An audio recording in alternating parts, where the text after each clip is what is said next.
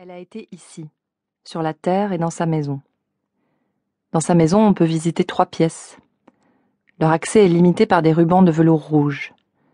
Sur un chevalet, une reproduction de son dernier tableau, un bouquet de tournesols et de roses trémières. Elle ne peignait pas que des fleurs. Une porte peinte en gris, fermée à clé, menait à un étage où j'imaginais des fantômes. Et quand on sortait de la maison, on les voyait, Paula et Otto, les Modersohnbecker. Pas des fantômes, mais des monstres, en habits d'époque, très kitsch à la fenêtre de leur maison de mort, par-dessus la rue, par-dessus nos têtes de vivants. Un couple de mannequins de cire, d'une laideur bicéphale à la fenêtre de cette jolie maison de bois jaune. L'horreur est là avec la splendeur, n'éludons pas. L'horreur de cette histoire, si une vie est une histoire. Mourir à 31 ans avec une œuvre devant soi et un bébé de 18 jours. Et ça tombe. Elle est horrible. À Worpswede, village confit dans le tourisme. Le barbizon de l'Allemagne du Nord. L'ami sculpteur, Bernhard Höttger, qui y va de son monument. Une grande stèle de granit et de briques.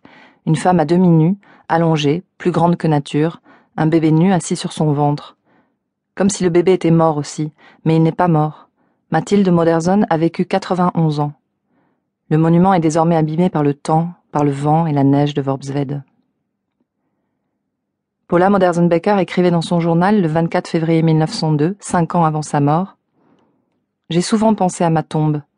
Elle ne doit pas avoir de tertre. Il faut juste un rectangle avec des œillets blancs autour. Et autour encore un modeste sentier de gravier, lui aussi bordé d'œillets, et un treillis de bois, tout simple, pour porter l'abondance de roses.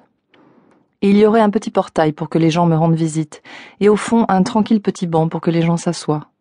Ce serait dans le cimetière de notre église de Worpswede, le long de la haie qui donne sur les champs, dans la partie ancienne, pas à l'autre bout. Peut-être aussi à la tête de ma tombe 2 petits genévriers, et entre les 2 une tablette de bois noir avec juste mon nom, pas de date, pas d'autres mots, c'est comme ça qu'il faudrait que ce soit. Et je voudrais peut-être aussi qu'il y ait un bol où les gens déposeraient des fleurs fraîches. Les gens qui vont la voir déposent les fleurs entre les genoux du bébé. Il y a des rosiers, oui, et des arbustes. Au centre de l'épitaphe sculpté dans le granit, le mot « Gott » se détache en lettres majuscules. Un ami germanophone reconnaît un verset biblique, le 8-28 des Romains. « Toute chose concourt au bien de ceux qui aiment Dieu ». Pour elle, qui ne cite jamais le nom de Dieu, sauf quand elle lit Nietzsche. Cette anticipation de la tombe, est-ce si bizarre à 26 ans ? Otto a perdu sa première et jeune épouse. Est-ce que la deuxième et jeune épouse n'a pas un pincement au cœur en convolant avec ce veuf ? J'ai porté de la bruyère sur la tombe de la femme qu'il appela un jour son amour. Les prémonitions de Paula l'ont figée en personnage romantique, la jeune fille et la mort. Dans ses très jeunes années, quand elle décrit les tableaux qu'elle a en tête, elle hésite à peindre des danses ou des funérailles, blanc éclatant et rouge assourdi. Et si seulement l'amour veut bien éclore pour moi avant que je m'en aille, et si je peux peindre 3 bons tableaux, alors je m'en irai contente, des fleurs dans les cheveux. Paula est jeune éternellement. Il reste d'elle une 12aine de photos. Petite, menue, les joues rondes, des taches de rousseur, un chignon flou, l'arrêt au milieu, d'un or florentin, dira Rilke. Sa meilleure amie, Clara Westhoff, écrit le souvenir de leur rencontre en septembre 1898. Elle tenait sur ses genoux une bouilloire en cuivre qu'elle venait de faire réparer pour son emménagement. Elle était là, assise sur le tabouret des modèles, et me regardait travailler. La bouilloire avait la couleur de ses beaux cheveux épais, contrepoint à son visage léger et pétillant, avec son nez joliment courbe et finement dessiné. Elle levait la tête avec une expression de plaisir, comme faisant surface, et du fond de ses yeux sombres et brillants, elle vous regardait avec intelligence et joie.